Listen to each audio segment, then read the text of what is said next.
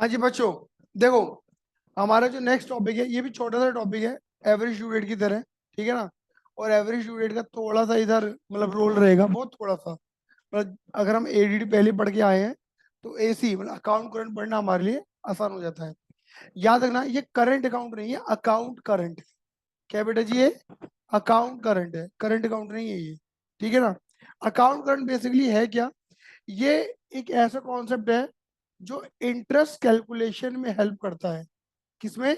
Interest की calculation करने में हेल्प करता है। मतलब क्या होता है कि एक पार्टी अकाउंट करंट बना के देती है किसी दूसरी पार्टी को, अनदर पार्टी। मतलब फर्स्ट पार्टी किसी दूसरी पार्टी को सिर्फ कैलकुलेशन निकाल के देती है अपनी किसकी, जो भी ट्रांजेक्शन हुई है उनके ऊपर लगने वाले इंटरेस्ट की। अब ये कहाँ पर नॉर्मली दिया जाता है? Account current is generally sent by, कौन देता है? एक एक बैंकर दे सकते हैं उसके कस्टमर को। हाँ ये ना, क्योंकि बैंकर को क्या होता है मेरे बेटे जी, इंटरेस्ट लेना भी हो सकता है और इंटरेस्ट देना भी हो सकता है। हाँ ये ना, एक लेंडर देता है बोरोवर को। लेंडर कौन होता है? जिसने उधार दिया। और बोरोवर कौन होता है? जिसने उधार लिया, क्योंकि इंटरेस्ट चार्ज करना होता है उसे। एक सप्लायर दे सकता है कस्टमर को। अगर कस्टमर डिले पेमेंट करता है तो सप्लायर उससे क्या चार्ज करता है? इंटरेस्ट चार्ज करता है। तो वहां पर इंटरेस्ट की कैलकुलेशन आ जाती है। ठीक है ना। एक कंसाइनी दे सकता है कंसाइनर को, क्योंकि ऑब्वियसली बात है, अगर कंसाइनर जो है, कंसाइनी जो है, कंसाइनर का माल जो भी पैसा अगर ओवर द लिमिट रखेगा, ज्यादा रखेगा, तो कंसाइनी को भी क्या देना पड़ेगा, हो सकता है इंटरेस्ट देना पड़ सकता है इस वजह से। या एक कोवेंचरर दे सकता है दूसरे वेंचरर को। क्लियर ही नहीं है? बेसिकली वेंचर वर्ड जो आता है, ये आता कहाँ पर है? जॉइंट वेंचर में आता है। जॉइंट वेंचर बेसिकली होता क्या है मेरे बेटा जी? आप ये समझिए ना, बिल्कुल पार्टनरशिप की तरह होती है।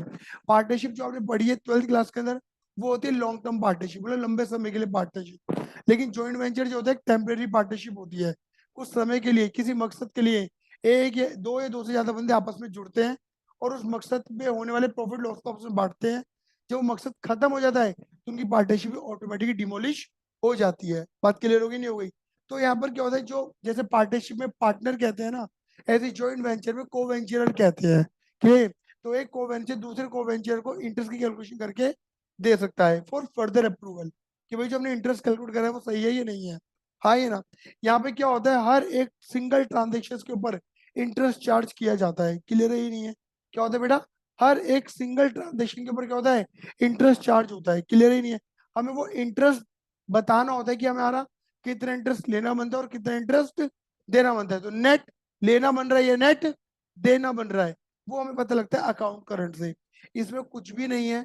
सिंपल, जैसा आप लेजर बनाते थे, लेजर का फॉर्मेट सबको पता है ना? कैसे बनता था? Date particular amount, date particular amount. बस उन्हीं डेट पर्टिकुलर अमाउंट में कुछ फर्दर कॉलम और ऐड हो जाते हैं, कुछ फर्दर कॉलम और ऐड हो जाते हैं जिसमें इंटरेस्ट की कैलकुलेशन का बखान किया जाता है। क्लियर ही नहीं है? बेटा याद रखना, अकाउंट करंट बनाने के हमारे पास कई सारे मेथड्स अवेलेबल हैं। देखो ऑलरेडी मैंने मेथड के बारे में बखान कर रखा है। इंटरेस्ट ऑन इंडिविजुअल ट्रांजेक्शन, ये सबसे मतलब एक तरीके से एक लंबा मेथड है और सबसे सिंपल मेथड भी है। सिंपल है और लंबा मेथड है। बात क्लियर होगी नहीं हो गई? फिर प्रोडक्ट मेथड आता है। क्या आता है बेटा जी? प्रोडक्ट मेथड मतलब थोड़ा सा ऊपर वाले मेथड को थोड़ा शॉर्टकट तरीके से दिखा देना, प्रोडक्ट मेथड कहलाता है। प्रोडक्ट मेथड में भी कई तरीके के प्रोडक्ट मेथड आते हैं। एक आता है normal, that is forward method. एक आता है बैकवर्ड, इसे हम ईपोक्यू मेथड भी कहते हैं। क्या कहते हैं? ईपोक्यू मेथड भी कहते हैं। और एक आता है red ink interest method. Red ink interest method, ये मेथड नॉर्मली तुम्हें कोर्स में आने वाला नहीं है। इसकी थ्योरी आज बात अलग है। क्यों? क्योंकि इस मेथड को करने के लिए हमें किसकी जरूरत पड़ेगी?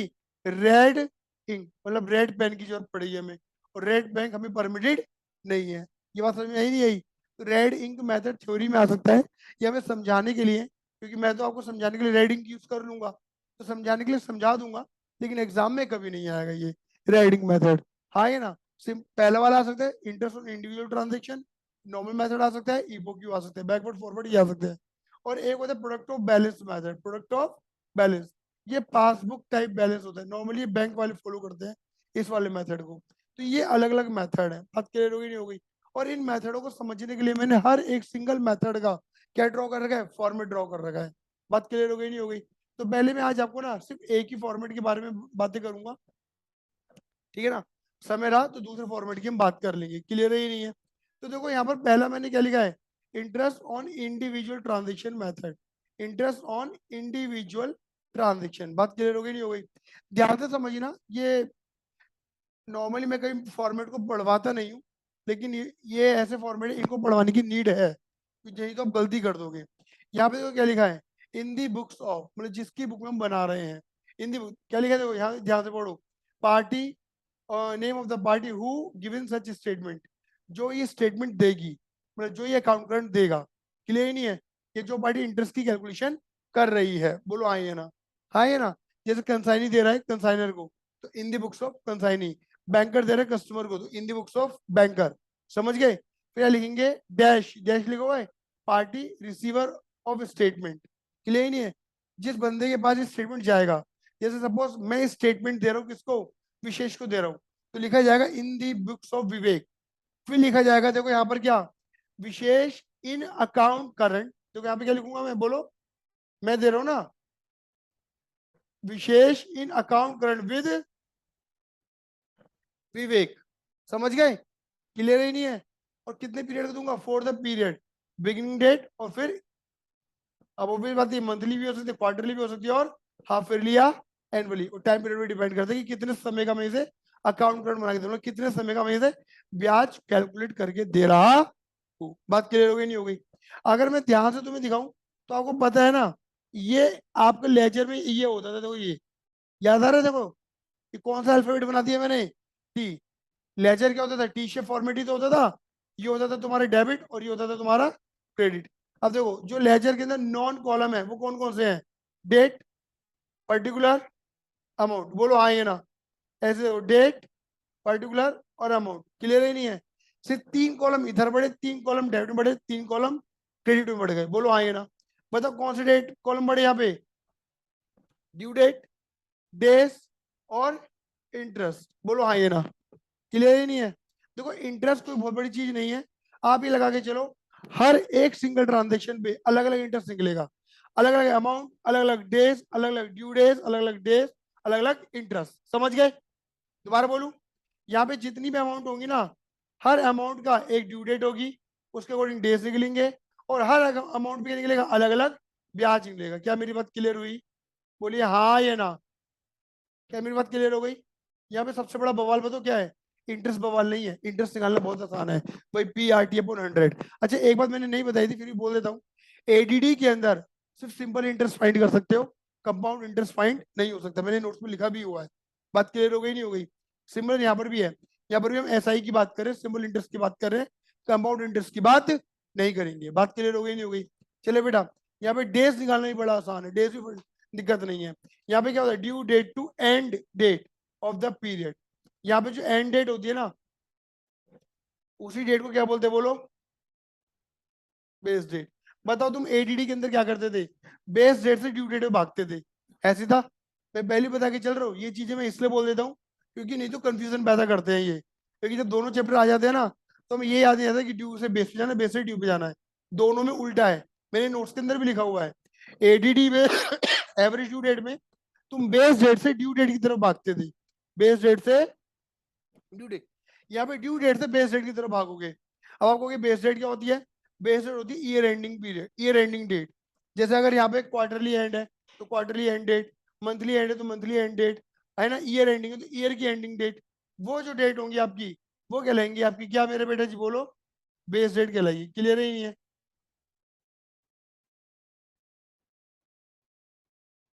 तो ये बात क्लियर होती है कि मतलब हम ADD के अंदर क्या करते हैं, ड्यू डेट से बेस डेट की तरफ भागते हैं, और जबकि एवरेज में क्या, सॉरी, बेस डेट से ड्यू डेट की तरफ भागेंगे, और जबकि हम अकाउंट करंट में होगा ड्यू डेट से बेस डेट की तरफ भागेंगे। यहाँ पे बेस डेट का मतलब होता है जो पीरियड एंडिंग डेट है, ये वाली जो डेट होगी ना तुम्हारी, पीरियड एंडिंग डेट, यहाँ पे जो तुम लिखोगे वही डेट तुम्हारी बेस डेट बनेगी। समझ गए? मतलब जिस पीरियड के एंड तक का क्या इंटरेस्ट बैठना है, हमें निकालना है। बात क्लियर हो गई नहीं हो गई? सबसे बड़ा बवाल जो यहाँ पर है वो क्या है, वो है ये, डेज निकालने बड़े आसान है, निकालने सिखा चुका हूँ मैं आपको। इंटरेस्ट निकालना आसान है, वो आपको आता है पहले से। सबसे बड़ा बवाल है ड्यू डेट।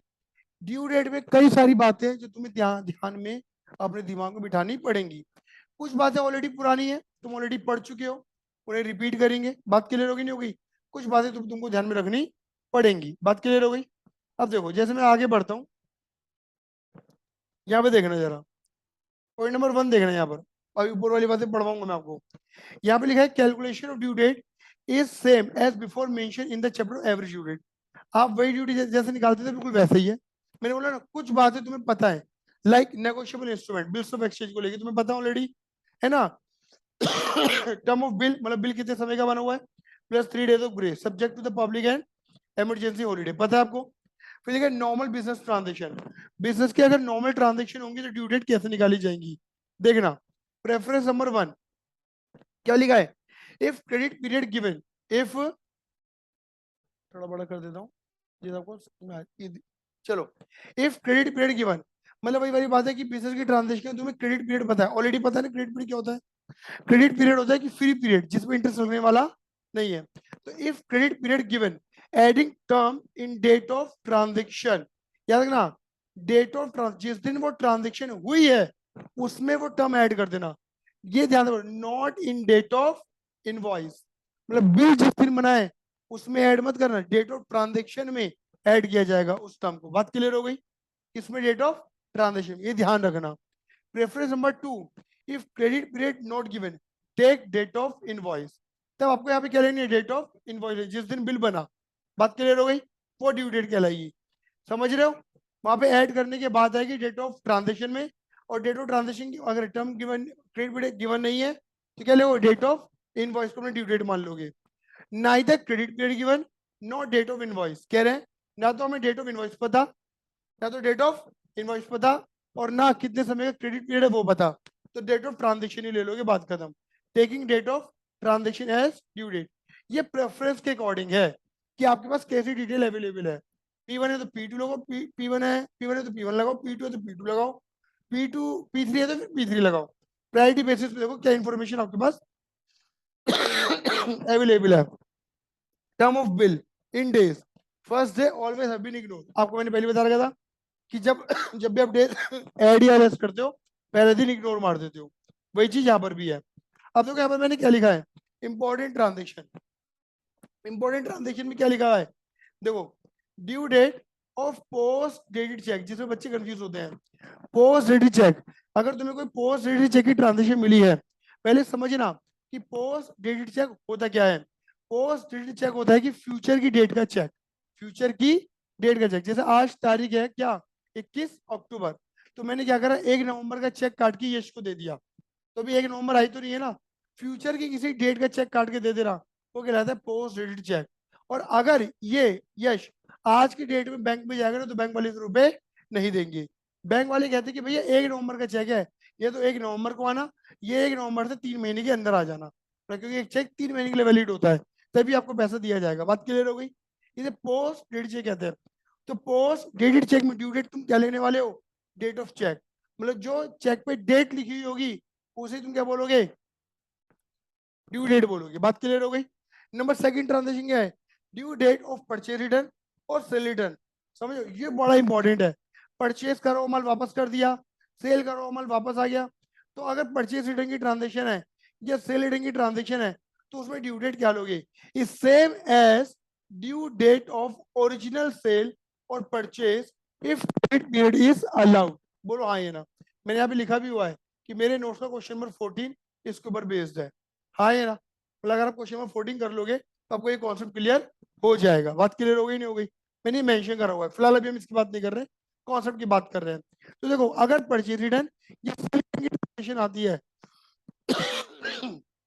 परचेज रिटर्न या सेल रिटर्न की ट्रांजेक्शन आती है तो ऑब्वियस बात है, परचेज रिटर्न से पहले क्या हुआ होगा, परचेज हुआ होगा, तो जो परचेज की ड्यू डेट होगी ना, परचेज की ड्यू डेट जो होगी, आपको पता है ड्यू डेट कैसे निकालोगे, पढ़ाया ना मैंने, P1 P2 P3, अगर क्रेडिट पीरियड अलाउड है तो क्रेडिट पीरियड अलाउड करोगे, क्रेडिट पीरियड अलाउड है तो डेट ऑफ इनवॉइस लोगे, डेट ऑफ इनवॉइस नहीं बता तो डेट ऑफ ट्रांजेक्शन लोगे, P1 P2 P3, बोलो हाँ ये ना। तो परचेज की जो ड्यू डेट रहेगी उसे तुम क्या बोलोगे मेरे बेटा जी, परचेज रिटर्न की ड्यू डेट बोलोगे। ऐसी सेल रिटर्न से पहले क्या हुई होगी, सेल हुई होगी, हाँ है ना, तो सेल की जो ड्यू डेट रहेगी वही सेल रिटर्न की ड्यू डेट रहेगी, बोलो हाँ है ना। लेकिन ध्यान से पढ़ो, मैंने नीचे भी कुछ लिखा है, date of transaction will be taken as due date, आप कह रहे हैं डेट ऑफ ट्रांजेक्शन को भी आप ड्यू डेट ले सकते हो if credit period not allowed.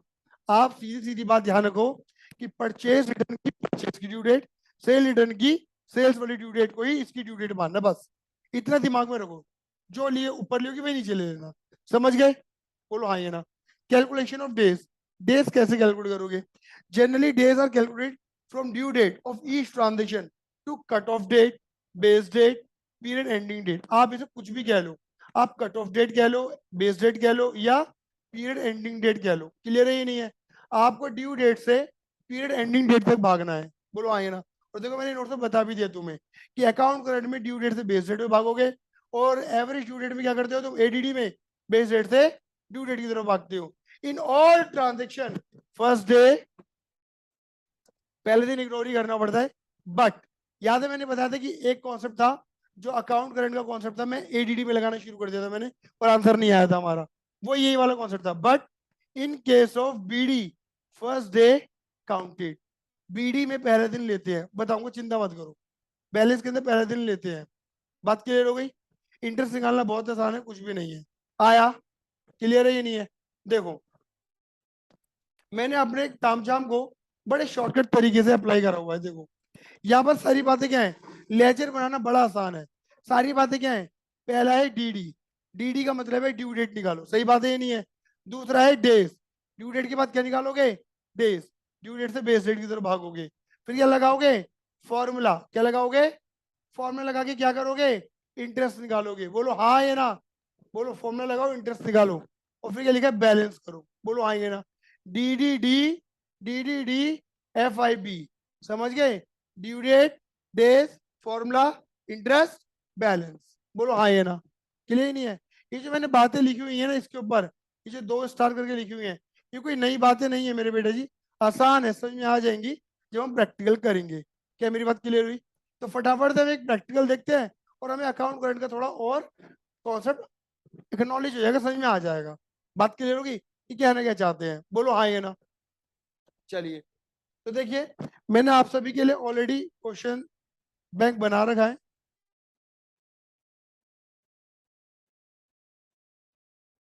मैंने हर चीज इसमें लिखी हुई है, ठीक है ना? जैसे कई बार हम कंफ्यूज जाते हैं ना, B owed by A, B owed from A, B owed to A, due from A, due by A, सब लिखा हुआ है। ये कंफ्यूजिंग वर्ड्स होते हैं समटाइम, हम भूल जाते हैं किसको लेना है किसको देना है। समझ गए? तो यहाँ सारी बातें मैंने बकायदा हिंदी के अंदर लिखी हुई है। ठीक है, आ जाओ। एक क्वेश्चन करने जा रहे हैं। मेथड 1 क्या लिखा है? पढ़ो। सबसे आसान मेथड है, इंटरेस्ट ऑन इंडिविजुअल ट्रांजेक्शन। बात क्लियर हो गई? चलिए बेटा आगे। पहले क्वेश्चन की पहली लाइन पढ़ लेते हैं, क्या लिखा है? From the following particular makeup and account current to be rendered by. कह रहे अकाउंट करंट बना के दिखा दो, अकाउंट करंट बना के दिखा दो। रेंडर्ड बाय, रेंडर कौन देने वाला है? एक्स। एक्स देने वाला है किसको? वाई को। एक्स देने वाला है किसको? वाई को देने वाला है। बोलो हाँ ये ना। अच्छा किसकी बुक बनाओगे तो? अगर एक्स देगा तो एक्स बनाएगा ना, ठीक है ना? और क्या लिखोगे? Y in account current with X, है ना? अच्छा पीरियड एंडिंग डेट क्या है हमारी? दिसंबर 2007। Take interest into account at the rate, interest कितना लेना है? 18% पर एनम पे लेना है। बोलो हाँ ये ना। You are required to prepare account current according to interest on individual transaction method. बात क्लियर हो गई नहीं हो गई? आंसर को बाद में देखेंगे हम। आया? चलिए, तो बेटा सबसे पहले हम क्या करने वाले हैं, हम लिखेंगे क्वेश्चन नंबर 1। क्वेश्चन नंबर 1 क्या लिखने वाले हैं? आराम से, प्यार से, मोहब्बत से क्या लिखेंगे? In the books of mister X. समझ गए? क्या लिखेंगे बोलो? मिस्टर वाई इन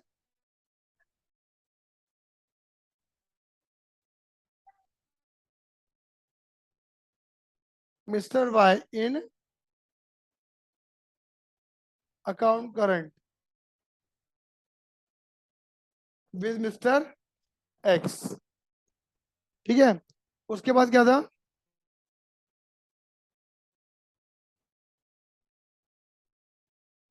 पीरियड कैसे लिखते थे हम? मैं तो भूल भी गया। फॉर द पीरियड, ठीक है।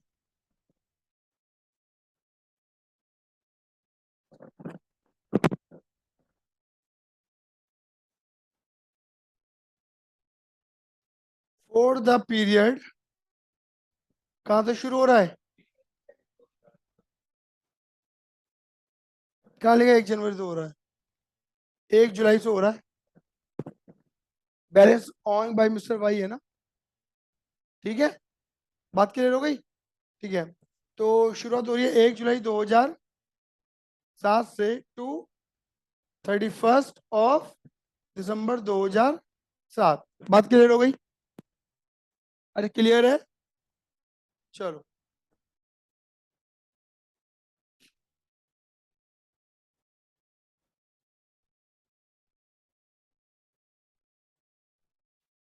लीजिए,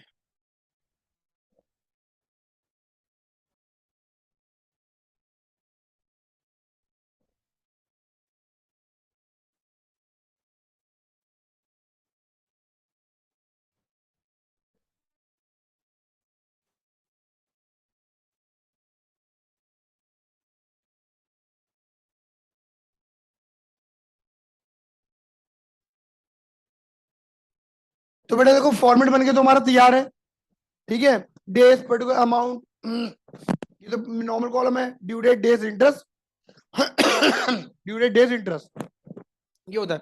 तो पहले तो सिंपल आपको जेल एंट्री बनानी है, जेल एंट्री करके लेजर पोस्टिंग करनी है, और कुल मिला के अकाउंट बनाना है आपने, ठीक है ना। आप एक तरीके से आप ये मानो कि आप इन the books of x Y का अकाउंट बना रहे हो, समझ गए, किसका अकाउंट बना रहे हो, इन the books of x Y का, क्योंकि एक्स की बुक में एक्स का अकाउंट तो बनेगा नहीं।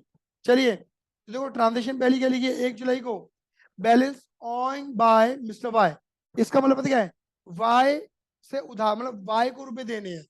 ऑन बाय वाई का मतलब है वाई को रुपए देने हैं, किसको, एक्स को, यानी कि एक्स को रुपए लेने हैं वाई से। क्या मेरी बात समझ में आई नहीं आई, तो यानी कि ये बंदा कौन बना एक तरीके से हमारा डेटर, कितने रुपए दे, 600। फिर की क्या लिखेंगे, देखो यहाँ पर हम लिखेंगे 1 जुलाई 2007। हालांकि देखो आपको बताऊं, कभी भी डेट ऐसे इस फॉर्मेट में नहीं लिखी जाती, डेट हमेशा ऐसे लिखी जाती है, 2007 जुलाई की पहली तारीख, इस तरीके से लिखी जाती है अकाउंट में डेट। बोलो हाँ ये ना, और यहाँ लिखेंगे to balance BD, to balance BD. क्या मेरी बात क्लियर हो गई नहीं हो गई, बोलिए फटाफट से हाँ ये ना, ठीक है। चलिए, कितना अमाउंट है बोलिए, 600 रुपये, यानी कि हमारा ये ओपनिंग डेटर हो गया आया। उसके बाद क्या लिखा है, पढ़िए फटाफट से, 30 जुलाई को क्या हुआ, goods sold to Y, credit period कितना अलाउड करा है हमने, 1 महीना। चलो, हमने गुड्स किसको सोल्ड करे हैं, वाई को, एंट्री क्या बनेगी बताइए, Y account debit to sales account 30 जुलाई को, तो वाई डेबिट हो रहा है ना, तो 30 जुलाई, जुलाई की जुलाई की 30 तारीख, क्या लिख दे बोलिए, टू सेल्स अकाउंट। क्या मेरी बात क्लियर हो गई, बिल्कुल सिंपल अकाउंट, कितने रुपए थे बेटा, 300 रुपये, यहाँ लिख देंगे, बोलो हाँ ये ना, क्लियर है। अच्छा एक काम और करें, वो भी निकालते हो चले, ड्यू डेट 1 महीने का अलाउड करें ना, तो बताओ 30 जुलाई में 1 महीना ऐड कर दो, जून जुलाई अगस्त, यानी कि क्या बैठ गया, 30 अगस्त 2007, ये ड्यू डेट हो गई हमारी, आया समझ में। चलो, उसका आगे बढ़ते हैं, फिर क्या लिखा, 1 अगस्त goods purchase from Y, Y से गुड्स परचेज करा, एंट्री बनेगी परचेज वाई 200 रुपये, हाँ ये ना, डेट क्या है, 1 अगस्त 2007, अगस्त की पहली तारीख, क्या लिखेंगे बोलिए, बाय परचेजेज अकाउंट, बोलो अमाउंट कितनी होगी, जोड़ दो बोलो, 200। सिंपल, ये वाई की पोस्टिंग कर रहे हैं वाई के अकाउंट में हम, और क्रेडिट इधर भी क्रेडिट पीरियड है, कितना क्रेडिट पीरियड रिसीव 1 मंथ, तो बताओ 1 अगस्त से अगस्त सितंबर, 1 सितंबर को कुछ जाओ, 3 दिन ऐड करने मत बैठ जाना, क्योंकि ये कोई बिल्स ऑफ एक्सचेंज नहीं है, समझ गए, आगे बढ़ो। उसके बाद क्या लिखा है, 1 सितंबर cash receive from Y, cash मिला वाई से, तो cash account debit to Y, कितने रुपए, 100 रुपये, बा सॉरी, तारीख क्या थी, 1 सितंबर, है ना, क्या लिखे बोलो, बाय कैश अकाउंट, बोलिए, बोलिए कितने रुपए, 100 रुपये, बोलो आइए ना, यहाँ पे कोई क्रेडिट पीरियड है नहीं, ये सिंपल ट्रांजेक्शन है। तो मैंने आपको बता रखा था, पढ़वाया था। अगर सिंपल ट्रांजेक्शन है तो क्या करोगे मेरे बेटा जी, डेट ऑफ ट्रांजेक्शन ही क्या बन जाएगी तुम्हारी, ड्यू डेट बन जाएगी 1 सितंबर। क्या मेरी बात क्लियर हो गई? बोलिए हाँ ये ना। उसके बाद अगेन 1 सितंबर, mister Y accepted mister X draft, draft यानी कि BRBP एट 3 मंथ, कितने महीने का, 3 महीने का। मिस्टर वाई ने एक्सेप्ट करा ना, मतलब उसका BP और एक्स का BR। तो एक्स एंट्री क्या लगाएगा, BR to Y, बोलो ना, BR to Y। तो बाय BR अकाउंट, तारीख क्या थी बोलो, सितंबर की 1 तारीख, यही है ना, 100 रुपए। तो 3 महीने 3 दिन, याद आया? गिनो, 1 सितंबर से अक्टूबर नवंबर दिसंबर, 4 दिसंबर 2007। चलो भैया, 1 अक्टूबर को मिस्टर वाई ने एक्सेप्ट मिस्टर एक्स ड्राफ्ट, एक और करा, कितने महीने, 3 महीने, 1 अक्टूबर को।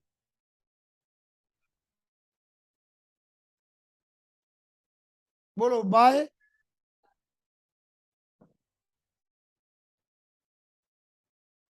300 रुपए का।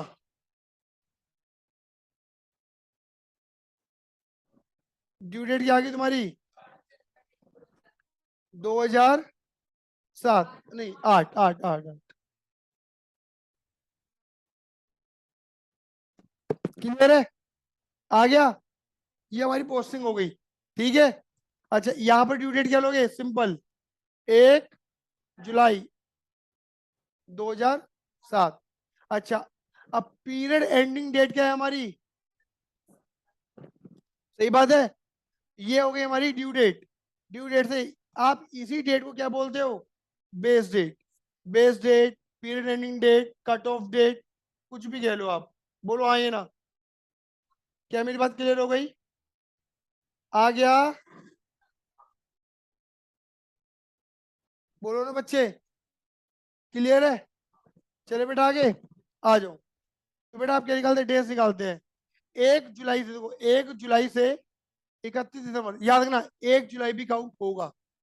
हाँ, BD में मैंने पढ़ा था ना, BD में काउंट होगा, क्योंकि पता है क्या है मेरे बेटा जी, ये पहले का बैलेंस है। तो इसका मतलब क्या है कि 1 जुलाई से पहले क्या आया होगा, 30 जून। तो 30 जून तक का इंटरेस्ट पहले बुक हो चुका है। अपन तो 1 जुलाई से बुक करेंगे ना, तो ये ऑलरेडी कंटिन्यूटी में चल रहा है मामला 1 जुलाई का। बोलो हाँ ये ना। भाई ये डेट ऑफ, ये कोई बैलेंस BD कोई ट्रांजेक्शन होती है क्या? ये तो पहले का ही बैलेंस है बकाया, तो इसमें पहले भी कोई इंटरेस्ट चढ़ गया होगा। ये कंटिन्यूटी चल रही है हमारी, बोलो हाँ ये ना। तो BD में फर्स्ट डे काउंट होता है। क्लियर ही नहीं है? ठीक है, हाँ ये ना। या आप इसे इस तरीके से समझ सकते हो कि ये जो बैलेंस होते हैं मेरे बेटा जी, ये कब निकलते हैं, पहले CD में निकलता है बैलेंस। बोलो हाँ ये ना। तो आप ऑलरेडी CD की डेट इग्नोर करोगे ना, 30 जून को इग्नोर करोगे, 1 तारीख इग्नोर नहीं करोगे, ऐसा समझ लो आप। तो जुलाई से दिसंबर गिनो, तो जुलाई में कितने दिन होते हैं, 31। जून, जुलाई, अगस्त, सितंबर, अक्टूबर, नवंबर, दिसंबर, 184 डेज। क्या मेरी बात क्लियर हो गई? चलो, ऐसे यहाँ चलो, देखो याद रखना, यहाँ पे जल्दबाजी में गड़बड़ क्या होती है, इन डेट को देखने की वजह हम ये डेट देखना शुरू कर देते हैं। डेट ये देखनी है, ये टकटकी यहाँ पर। बोलो आइए ना, अगस्त के कितने दिन लोगे, 1 अगस्त, सितंबर, अक्टूबर, नवंबर, दिसंबर, 123 डेज। चेक कर लो बेटा, 22 के साथ आ जाएगा। अगस्त का एक दिन नहीं लोगी, अजीब बात कर रही है ये। 1 सितंबर से लगाओ, सितंबर में कितने दिन होते हैं, 30। 1 तारीख हटा दो, कितने लोग, 29 सितंबर, अक्टूबर, नवंबर, दिसंबर, 121 दिन, सही बोल रहे हैं? चलो भैया, ऐसे यहाँ पर भी क्या आ जाएगा, 121 दिन। और दिसंबर में होते हैं 31 - 4, कितना हो गया? अपने को तो डर लगेगा कहां पर, यहाँ पे, समझ गए? यहाँ पर देखो क्या हो रहा है, यहाँ पे कहानी सीधी नहीं जा रही, उल्टी जा रही है। तो क्या करो, -के 4 दिन ले लो। आया? क्लियर है ही नहीं है? बोलिए हाँ ये ना। कुछ भी नहीं है इसमें, आया? ठीक। चलो बेटा आगे आगे चलते हैं। अब इधर देखना मेरे बेटा जी, इंटरेस्ट कितना परसेंट है? 18%। निकालो, निकाल सकते हो? कैसे निकालोगे? देखो, 600 के ऊपर 18% कितने दिन का? और डेज, पूरे साल में डेज कितने लोगे? 360। निकाल सकते हो इंटरेस्ट? देखो मैं यहाँ पे रफली एक ट्रांजेक्शन कर देता हूँ। 600 के ऊपर 18%, 184 बाय 365। सही है ना? सही है ना? वैसे यहाँ पे 366 डेज नहीं, नहीं नहीं जो नहीं, सही है, सही है, सही है, सही है। हाँ, 600 के ऊपर 18%, 184 डेज का कितना आ गया ये बोलो? 54, राउंड करके लिख दो, 54 आया? 0.4 आ रहा है ना? 54 ही आ गया। चलो जी, 300 के ऊपर 18%, 100। मेरा तो कुछ हो ही आ रहा है। हाँ, मुझसे गड़बड़ हो गई होगी, क्या दिक्कत हो रही है? मेरा तो कुछ हो ही आ रहा है अभी भी। 300 के ऊपर 18% ना, इंटू 123 दिन का, सही है ना? हाँ सही है, 18 रुपये आ गया। क्लियर है? अरे क्लियर है? ऐसी मान निकालो, 200 के ऊपर 18%, 121 दिन का, ये 12 रुपये कर दो। समझ गए? 100 के ऊपर 18%, 121 दिन का, ये 6 रुपये कर दो। ठीक है? 100 के ऊपर 18%, 27 दिन का, 1 रुपया कर दो। और 300 के ऊपर 18%, 4 दिन का, माइनस का 1 रुपया कर दो, क्योंकि 60 पैसे के आसपास आ रहा है ना।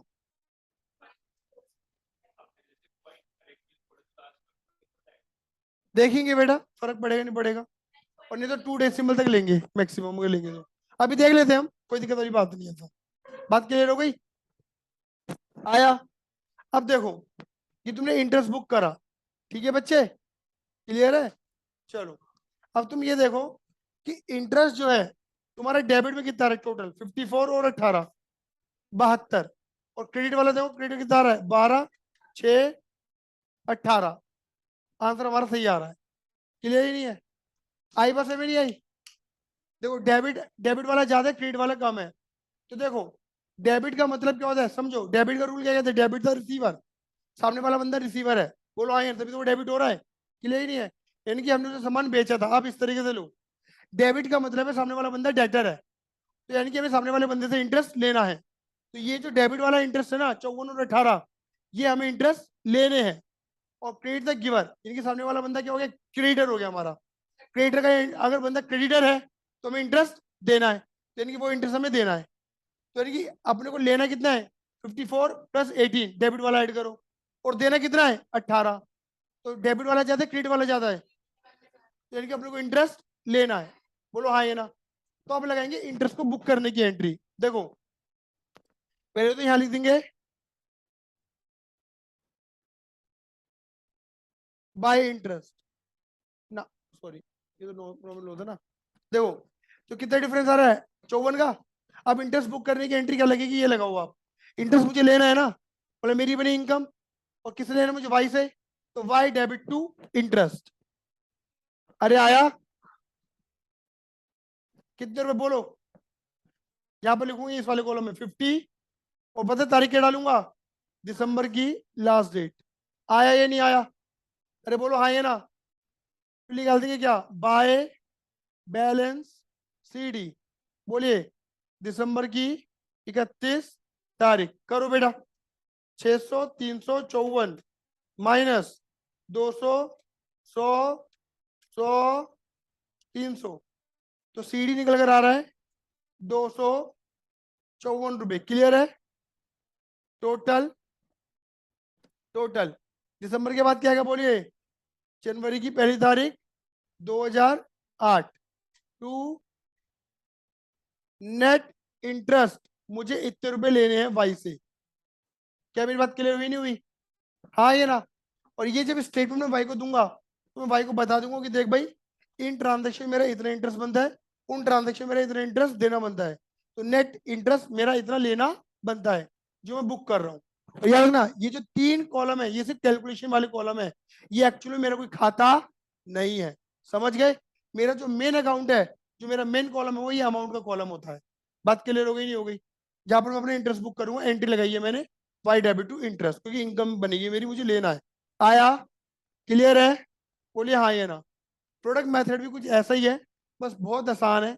उसमें होता क्या है, जहां इंटरेस्ट निकाल रहे हैं ना, यहाँ पर प्रोडक्ट का कॉलम बन जाता है इसका, और अमाउंट की और डेज की क्या हो जाती है, मल्टीप्लाई होके एक फॉर्मूला अप्लाई करते हैं, सिंगल फॉर्मूले में हमारा आंसर निकल के बाहर आ जाता है, बस इतनी सी बात है।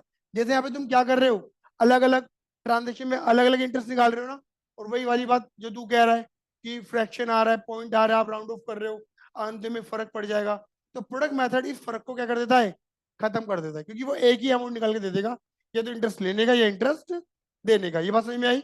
डेबिट का मतलब है इंटरेस्ट लेना, क्रेडिट का मतलब है इंटरेस्ट देना। यानी कि डेबिट साइड ज्यादा है तो अपने को इंटरेस्ट लेना बनता है, और क्रेडिट साइड ज्यादा है तो अपने को इंटरेस्ट देना बनता है। एंट्री में उल्टी बना देता। हाँ ये ना? ये मैंने कैसे प्रूफ करा कि डेबिट का मतलब इंटरेस्ट लेना है और क्रेडिट का मतलब इंटरेस्ट देना है? क्योंकि डेबिट का मतलब है ये डेटर वाली अमाउंट है, डेबिट की अमाउंट इनकी 600 और 300 डेटर, डेटर इंटरेस्ट लेते हैं, और बाकी जो 200 100 है वो क्रेडिटर वाली अमाउंट है। अब हम बंदे को क्रेडिटर मान रहे हैं तो हमें इंटरेस्ट देना है। बात क्लियर होगी नहीं हो गई? सिंपल तरीका ये है, डेबिट में डेटर मानो, क्रेडिटर में क्रेडिटर मानो। आया? क्लियर है? और फिर अपना इंटरेस्ट बुक कर दो। आ गया? क्लियर है?